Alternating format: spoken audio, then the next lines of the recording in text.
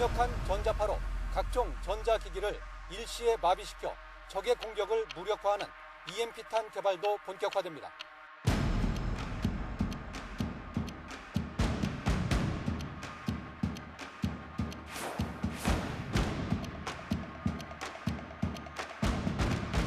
그 반경 안에 있는 모든 전자장비는 파괴가 되는 거죠. 국가 시스템을 한꺼번에 완전히 박살내버릴 수 있다. 예.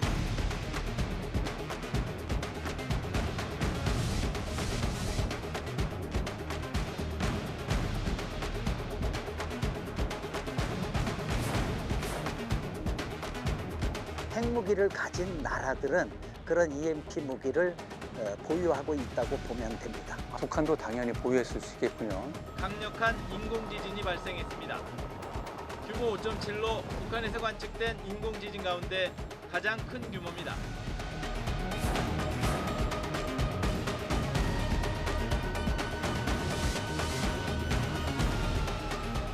우리나라 군 시설, 제대로 방어 시설이 구축이 돼 있다고 보시나요? 조금 문제가 많습니다. 예.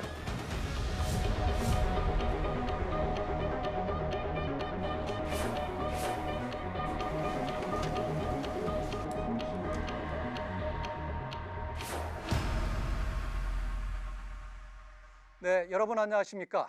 딱 한 방이면 석기시대로 돌아간다. 군 전문가들이 EMP 무기 체계의 파괴력을 설명할 때 자주 쓰는 말입니다. 여러분들께서는 얼마나 알고 계신지요? 오늘 역전의 이슈에서는 EMP 무기 체계의 처음과 끝에 대해서 알아보는 시간 마련했습니다. EMP 박사님이시자 평생을 EMP 방호시설 구축에 힘써오신 정수진 소장님 자리에 함께했습니다. 안녕하십니까? 안녕하세요.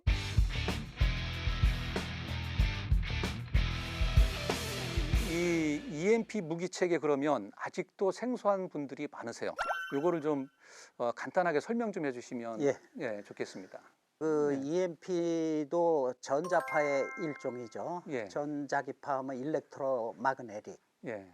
웨이브, 이게 전자기파인데 EMP는 거기에 충격파가 더 들어간 게 일렉트로마그네틱 펄스에서 충격파가 더 들어가 있습니다. 그래서 그 전자기파의 세기에 따라 이렇게 틀려지는데 이 EMP가 발견된 것은 1962년 미국에서 핵시험 중에 우연히 발견하게 되었습니다. 그래서 62년도에 태평양에 있는 존스탄 섬에서 수소폭탄 시험을 했는데 그때 그거를 지상에서 안 하고 대기권 밖 400km 상공에 터뜨렸습니다. 그러고 났더니 거기서 1400km 떨어진 하와이 섬에 있는 가로등이 꺼지고 통신 장비가 마비되고 문제가 생겼습니다. 그게 이제 EMP의 최초 발견입니다. 그러니까 핵을 폭발시키니까 예. 우연찮게 예. 발견이 된 거군요. 예, 맞습니다. 그렇다면 북한도 당연히 보유했을 수 있겠군요. 북한은 핵무기를 가지고 있기 때문에 핵시험을 많이 해가지고 예. 또 소련에서 어떤 그런 기술들을 많이 전수받아가지고 EMP 무기를 저희보다 오래전에 개발했기 때문에 더 피해 범위가 큰 센 것을 개발해서 보유하고 있는 걸로 알고 있습니다. 대륙간 탄도로켓 장착용 수소탄 시험을 성공적으로 단행하였다.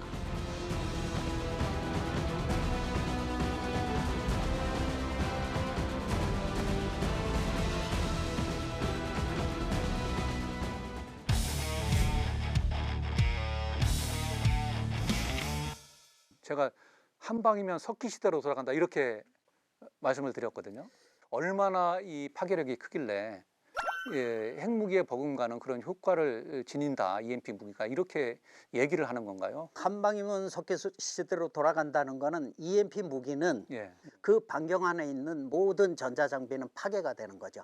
파괴가 되면 못 쓰니까 석기시대나 다름없죠. 예를 들면은요?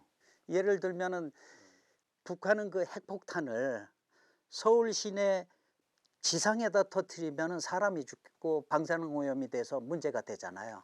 그래서 그 핵 한 발을 대전 상공 100km 상공에다 터뜨립니다. 터뜨리면은 대기권 밖으로? 예, 대기권 바뀌죠. 대기권이 30-40km 되니까 100km 상공이면 대기권 한참 바뀌죠. 거기서 한 방을 터뜨리면 사람 인명 피해는 전혀 없는데 그 한방 피해 범위가 한 1000km, 1000km 이내니까 우리 한반도 전체가 마비가 되는, 남한 지역 전체가 마비가 되는 거죠. 마비가 된다고만 할 수 없고 그 전력망이나 기타 이런 망들은 전부 다 통신망들은 못 쓰게 되는 거죠. 그러니까 그래서 한방이면 우리 남한 전체가 문제가 된다는 간다. 말이 맞습니다. 예, 그게 그러니까 맞습니다. 뭐 핵만큼 인명살상을 주진 않지만 예. 그 시스템을 뒷받침하는 모든 국가 기관 통신망이라든가 전력망들이 일시에 셧다운된다. 예, 맞습니다. 그래서 그 부분에서만큼은 예. 우리가 석기시대로 돌아갈 수 있다. 예, 뭐 이렇게 맞습니다. 이해도 되겠군요. 예, 전기가 안 들어오고 예. 뭐 모든 통신망 또 이동 통신망이 다 쓸 수 없으니까. 저희가 석기시대로. 위성 사진을 보면 북한은 밤에는 깜깜하거든요. 예, 우리도 그렇게 될 수 있다는 얘기네요. 맞습니다. 전력망이 망가지면 전기가 살 수가 없으니까 다 망가지면 깜깜해지죠. 그 EMP 무기의 어떤 피해 정도를 제가 예. 쭉 30년 동안 해왔을 때는 예. 제일 센 뭐 군에서 쓰는 EMP 무기는 장비들이 파괴가 돼서 새 걸로 교체를 안 하면 그 장비 시스템을 못 쓰는 게 되는 거고요. 그 다음에 이제 조금 덜 센 무기들은 그런 장비들이 마비가 됩니다. 마비가 되면은 뭐 몇 번 얼마 있다가 다시 살아날 경우도 있고 장비가 예. 아니면 이제 그 마비된 게 오래 지속되면은 또 다른 장비로 바꿔야 되고요. 예. 또 이제 그 무기의 어떤 그거보다 좀 낮은 그레이드의 어떤 무기는 그 안에 디지털 자료들이 다 망실됩니다. 이런 어떤 칩이 타버리는 게 아니라 예. 디지털 자료가 망실되면은 또 그 시스템을 못 쓰게 되겠죠. 그러니까 쉽게 말씀을 이제 저희가 이해를 하자면 EMP탄이 한번 터져서 만약에 그 이제 그 파괴력을 유추해 보면 모든 통신기기, 예. 전자기기, 전력망 예. 뭐 이런 것들이 일시에 셧다운되는 상황이 발생할 수 있다. 이렇게 이해해도 되겠습니까? 예, 맞습니다. 그러니까 이게 인명살상용은 아니지만 예. 시스템, 국가 시스템을 한꺼번에 완전히 그냥 박살내 버릴 수 있다. 예, 맞습니다. 이렇게 이해도 예. 되겠죠? 예. 그렇다면 이제 공격을 받았어요. 예? 그러니까 EMP 공격을 눈에 보이지 않습니다. 알고 봤더니 막 여기저기서 막 아우성이에요. 자, 그러면 이거를 복구를 시켜야 되잖아요. 어떻습니까? 그 복구가 가능합니까? EMP 공격을 받고 예, 나서. 이제 아까 이제 그 EMP 무기의 세기에 따라서 예. 복구 방법이 다 틀려지는데 예. 우선 핵 EMP나 군에 쓰는 EMP 폭탄 같은 경우는 제대로 맞으면은 일단은 그 전자 장비가 파괴되니까 그것들은 이제 교체 장비로 교체를 해주는 게 복구가 제일 빠른 방법이죠. 예. 그 다음에 이제 그 EMP 무기가 아주 미약한 거, 예. 미약한 경우에는 이게 마비가 됐는지 안 됐는지 모르고 예. 또 어떻게 보면 또 작동이 됐다가 어떻게 보면 안 됐다가 하는 경우가 있죠. 그럴 때는 복구하기가 굉장히 어렵죠. 예. 그 다음에 이제 더 미약한 EMP 무기가 있습니다. 그건 이제 사이버 쪽에서 뭐 이렇게 전파를 계속 쏘는데 멀쩡하게 데이터 센터에 있는 자료들이 장비들이 잘 작동되는데 어느 날 세월이 흐른 후에 자료를 뽑아보면 자료가 변경되는 경우가 있어요. 숫자만 변경되는 경우가 있죠. 그걸 모르고 지나갈 수 그건 있겠네요. 이제 혼선이나 붕괴라 그러는데 그렇게 되면 이제 그 복구라는 건 참 하기가 어려워지는 거죠. 미사일을 공중에서 터뜨려 핵폭발 조종 장치와 기폭 장치 작동을 검증했다고 주장했습니다. EMP탄, 즉 전자기 펄스탄 공격 상황을 가정한 공중폭발 훈련이었을 가능성으로 추정 중이다.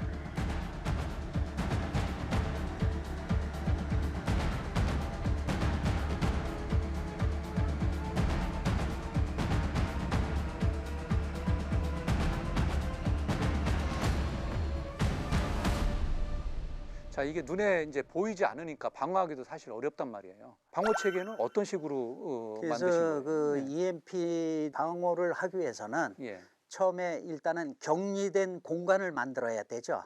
그래서 이런 방에 EMP를 하겠다 그러면은 예. 전기가 통하는 철판으로 육면을 한 몸체가 되게 싸 발라야 됩니다. 예. 그게 이제 첫 EMP 번째. 차폐 함체라 그럽니다. 예. 그 육면을 다 싸 발랐으면 그 다음에 이제 사람이 다니기 위해서 차폐문을 만들어야죠. 예. 근데 그 차폐문도 잘 만들어야 퀄리티가 좋은데 그 잘 만든 걸 가지고 잘 설치해야 되는데 그 연결 부분이 굉장히 어렵습니다. 그다음에 이 안에 뭐 전기를 켜거나 또 이 안에 어떤 장비를 쓰기 위해서는 전기가 외부에서 들어와야 되겠죠. 그렇죠. 그러면 이제 그 함체를 뚫고 거기에다 EMP 필터를 달아서 거길 통해서 전기를 인입시켜야 예. EMP가 차단이 되는 거거든요. 예. 그래서 그런 필터가 있어야 되고 그다음에 이 안에 냉난방 뭐 환기를 하기 위해서는 환기구가 만들어져야 됩니다. 숨도 쉬어야 되니까. 예, 그래서 이제 공기는 들어오고 EMP는 차단되는 환기구를 만들어서 그 함체에다가 설치를 해야 됩니다. 예. 그래서 이런 게 모든 게 완성되었을 때 그다음에 이제 전파를 밖에서 쏘고 안에서 바꾸해서 그런 차단 방호 성능을 테스트하게 됩니다. 북한이 핵 전자기 펄스 EMP탄을 서울 상공에서 터뜨릴 경우 서울에서 전북 군산까지 모든 전자장비 시설을 무력화할 수 있는 것으로 나타났습니다.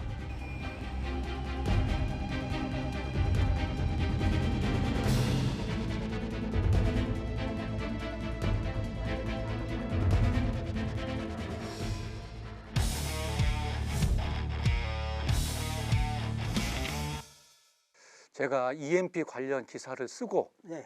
그리고 나서 합참에 만들어진 그 방호 시스템, 네. 지하 벙커죠. 예. 거기를 한 2번 왔다 갔다 했어요. 예. 그러면서 이게 제대로 돼 있나? 항상 의심을 했어요. 그거는 좀 잠깐 설명드리면 예. 제일 문제가 그 철판을 예. 연결하는 방법이 문제입니다. 철판 조립식으로 설계를 해줬어요. 예. 그럼 철판 조립식으로 조립을 해야 되는데 예. 기술이 안 되니까 거기다 용접을 했어요. 예. 근데 용접을 하면 예. 이게 여기에 부식이 생깁니다. 그렇죠. 부식이 생기면은 매년 성능 저하가 일어납니다. 예. 그래서 용접을 할 경우에는 철판 용접식 설계 기술이 따로 있습니다. 그거는 이제 저 같은 전문가가 설계를 해줘야 되죠. 예. 그렇게 해서 그렇게 용접형으로 만들어야 그런 문제가 안 생깁니다. 쉽게 말하면은 3mm 철판으로 용접식으로 해도 이 철판의 변형이 안 가게 설계하는 방법이 있는데 예. 3mm 철판으로 용접을 하면 이게 막 열 변형에 의해서 변형이 가니까 5mm 철판으로 용접을 합니다. 예. 근데 그 용접 방법마저도 예. 이런 성능 저하가 일어나게 잘못 용접을 하는 거죠. 예. 그렇게 그 위험한 무기 체계라고 얘기를 하면서도 이렇게 방호 시설을 이렇게 허술하게 구축해도 되나? 뭐 이런 생각을 많이 했었거든요. 합참 그 벙커 지휘 시설 EMP 시설하고 예. 그 옆에 용산실 지하 벙커 EMP 시설하고 두 개가 나란히 있잖아요. 예. 여긴 2003년도에 완공했습니다. 대통령실. 예, 그거는 2003년도에 완공을 소장님께서 했습니다. 하신 건가요? 예, 제가 설계, 제조, 설치까지 다 했고요. 예. 그다음에 합참 거는 12년도에 완성했습니다. 예. 그러면 9년 후에 완성이 됐습니다. 예. 만약에 지금 그 내장재를 뜯고 예. 그 철판 그 벽 안쪽을 보면 예. 이쪽 건 새빨갛게 녹이 쓸었을 겁니다. 합참 거는. 추측하시는 거죠? 예? 아니 추측이 아니라 100% 맞습니다. 그다음에 저기 대통령 용산실은 뜯어보면 예. 하나도 녹이 안 났습니다. 어. 왜 그런 말씀을 드리냐? 예. 요거가 어디 그 공공기관에서 EMP 말고 전자파 차폐실을 했는데 예. 독일 업체가 와서 했습니다. 예. 아연 도금된 거 가지고 용접을 했는데 2년 후에 저보고 와서 좀 봐달래요. 예. 그래서 그 안에 들어가서 봤더니 쌍녹이 났어요. 아. 그런 용접형으로 설계를 안 된 거를 조립형으로 된 걸 용접해 놓고 갔기 때문에 벌어진 일이고 우리 저 용산 대통령실은 2003년도 했지만 철판을 가지고 조립형으로 했기 때문에 그런 용접 열 변형에 의한 그런 문제가 안 생겼기 때문에 그대로 지금도 아마 녹아나고 있을 겁니다. 100% 확신합니다. 그 합참은 우리 군 지휘부 아닙니까? 예, 맞습니다. 그렇죠. 그러면 유사시에 EMP 공격이 있었을 때 예. 만약에 거기가 공격을 받으면 전군에 하달되는 통신, 지휘 시스템이 일순간에 아웃된다는 얘기잖아요. 맞습니다. 굉장히 심각한 상황이 펼쳐질 수 있겠네요. 원래는 이 2008년 9년도에 국방부에서 EMP 방호 시설을 계획하면서 저한테 설계도 해달라 그랬고 또 각 현장마다 조사해서 보고서도 만들어 달라 그랬는데 예. 제 기술을 인정받았기 때문에 저희 기술로 해서 만들어서 제출을 했는데 그것을 저희 같은 전문업체에 시행을 안 하고 규모가 크다는 이유만으로 대형 건설사에 줘서 시행을 하다 보니까 저희 전문업체가 그 일을 할 수 없었습니다. 그래서 이제 여지껏 이런 문제가 발생이 됐습니다. 제가 알기로는 소장님께서는 어느 부분이 문제인지를 알고 계신 거예요? 환히 알고 있습니다. 지금 그거 설명하려면 충분히 할 수 있는데 예. 예. 그 뭐 비밀이라고 그러니까. 아니 비밀이 아니래도 저는 예. 훤히 알고 있습니다. 왜냐하면 그렇게 벌어지고 있으니까. 예. 그러니까 어떻게 보면 그게 뭐 합참이 됐든 뭐 국방부가 됐든 치부로 드러날까 봐. 예, 맞습니다. 예. 그리고 자기들이 공사를 좀 소홀히 했다는 게 알려질까 봐. 잘못한 게 알려질까 봐. 그래서 이거를 비밀이다 이렇게 또 그렇게 얘기할 하고 수도 있습니다. 있겠구나. 이제 소장님께서는 그렇게 생각하시는 거고. 있겠구나가 아니라 제가 10몇 년 지켜본 걸로는 100% 맞습니다. 아, 그래서 문제예요. 이게 비밀 사업이 많아요. 이 EMP 사업이. 그래서 2015년도, 16년도에도 이 방호시설이 문제가 많다, 좀 부실하다, 공사를 했는데 이런 지적들이 많이 나왔거든요. 그리고 올해도 또 나왔어요. 감사원에서. 예? EMP 방호시설 뭐 말은 안 했지 엉망이라고 감사원 감사 결과로도 또 알려졌어요. 그럼에도 불구하고 뭐가 문제인지 얘기를 안 한단 말이에요. 비밀이라고. 미 국가보안국 규정의 100dB 이상 예. 또 시험 방법 이렇게 돼 있는데 미국 규정대로 다 했는데 대기업 건설사가 그걸 가져가서 하도 급해서 일을 했을 거 아닙니까? 예. 그렇게 해서 일을 마무리해 놓으니까 나중에 3년 쓰고 나니까 성능 저하 때문에 60dB도 안 나오는 일이 벌어졌습니다. 그래서 이런 것들이 국방부에서 전문성을 모르고서 관리를 제대로 못해서 벌어지는 일이죠. 그렇기 때문에 이제 감사원에서 그런 감사 결과가. 그래서 이제 예. 감사원에서도 그 당시에 저한테 예. 뭐 연락이 많이 왔습니다. 예. 특별감사팀에서 저 불러다가 EMP 한 3시간씩 자문 받고 했는데 예. 실제로는 감사를 안 했습니다. 오. 감사하겠다고 저한테 자료나 뭐 설명해달라 그래 놓고 예. 감사 하나 보면 감사를 안 해요. 오. 더 웃긴 얘기 해드릴까요? 뭐요? 자꾸 합창 건물 얘기해서 죄송한데 합창 건물에 철판을 조립하게 설계되어 있었습니다. 예. 조립형이 그게 새로운 기술이에요. 예. 조립하게 돼 있는데 기술력이 없어가지고 용접을 했습니다. 예. 용접을 했습니다. 예. 그럼 용접을 하면 문제가 많이 생기죠.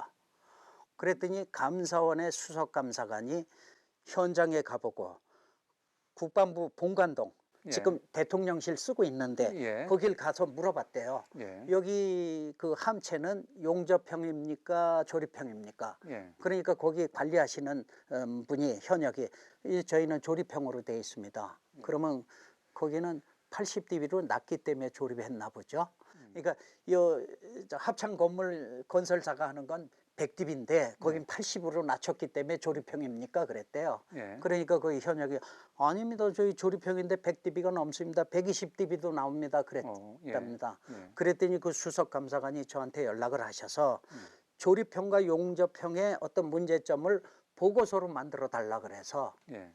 제가 아주 쉽게 일주일 동안 보고서를 만들어서 그분한테 드렸습니다. 예. 수석 감사관한테 예. 감사원에 예. 드렸더니 연락 두절입니다. 감사 안 했습니다. 오. 그걸 감사했어야 지금 그 건설사가 한 합창계 뭔가 제대로 했을 텐데 그때 감사를 안 했습니다. 그게 몇 년도입니까? 그게 한 10년도, 11년도쯤 그때고요. 아, 그러니까. 완공되기 전이죠. 공사하는 중에. 완공되기 예, 전에. 전에. 그 합참 신청사가 완공된 게 2012년도인가 12년 한 8월 달쯤 예, 됩니다. 그러니까 그 전에. 예. 그랬구나. 공사하는 중에 이제 말이 나니까 예. 그분이 감사원에서 수석감사관이 그렇게 감사 나왔다가 질의하게 된 거죠. 저한테 자문도 요구했었고. 저는 감사했는지 안 했는지 모릅니다. 감사 안 했죠. 예. 알아만 보고 안 한 거죠. 그러니까 그렇게 이제 생각하시는 거죠. 아니 보고서 만들어줬는데 결과를 얘기 안 했구나.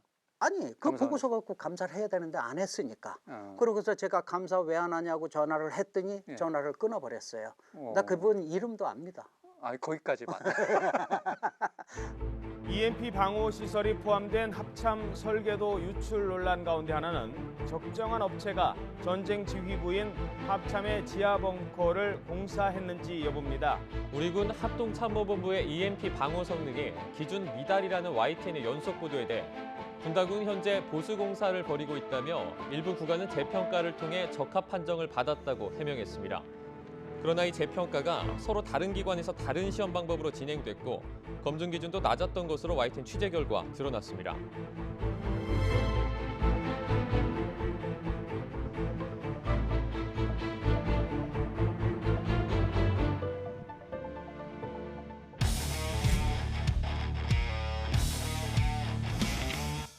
이렇게 중요한 건데도 불구하고 우리 국민 여러분들께서 사실은 그 아주 자세히는 알지는 못해요. 이번 기회를 통해서 좀 더 이 부분에 대해서 이해의 폭을 좀 넓히셨으면 좋겠습니다. 어떻습니까? 이제 소장님께서 지금까지 이렇게 일을 해오시면서 이게 먼 이야기다, EMP가. 그리고 우리 실생활과 전혀 관심이 없다. 이렇게 생각하시는 분들에 대해서 어떤 말씀을 좀 해주고 싶으세요? 제가 요새 국방부 쪽은 잘 안 다니는데 요새 그 금융권 데이터 센터에 EMP 대책 때문에 가끔씩 다닙니다. 근데 이제 금융권 같은 데는 무슨 EMP를 하겠느냐. 그런데 이제 자료가 EMP를 계속 이렇게 불규칙하게 공격을 받다 보면 숫자가 몇 개 바뀌어요. 4, 5, 6, 7, 8, 9인데 4땡, 콤마 이런 식으로 바뀌어요.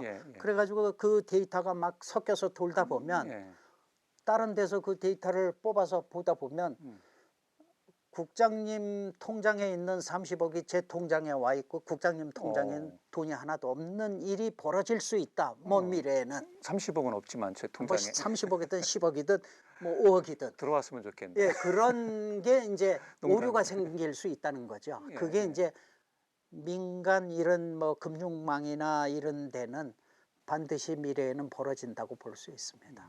예, 알겠습니다. 자, 시청자 여러분 어떻게 들으셨습니까? 우리가 몰랐던 EMP 이야기. 오늘 EMP 방호 시스템 구축에 평생을 해오신 정수진 소장님 모시고 EMP의 처음과 끝에 대해서 살펴봤습니다. 시청자 여러분께서도 이번 기회에 EMP에 대한 이해의 폭을 좀 넓히시는 그런 계기가 되기를 바랍니다. 소장님 오늘 말씀 고맙습니다. 감사합니다.